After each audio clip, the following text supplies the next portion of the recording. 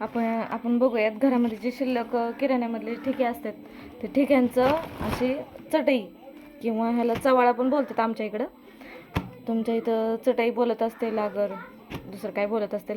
ह्याचं आपण चटईसारखं असं चवळं लांब असं बसायला उठायला असं छान आहे. कसं शिवायचं ते बघूयात. हे अशा पद्धतीने असे कट करून असे जोड दिलेले आहेत मी. दाबटीप दिलेली मी आणि अशी ही दोन्हीच्या मध्ये जोड आहे.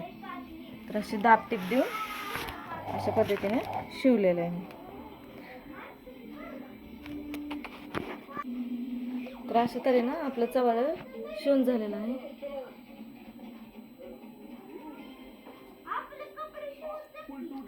काय धान्य वाळत घालण्यासाठी किंवा आपलं उन्हाळा काम करण्यासाठी सुद्धा आता एकदम बेस्ट आहे.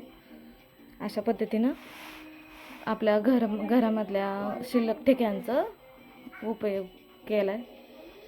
छान शिवलं आहे. बाय.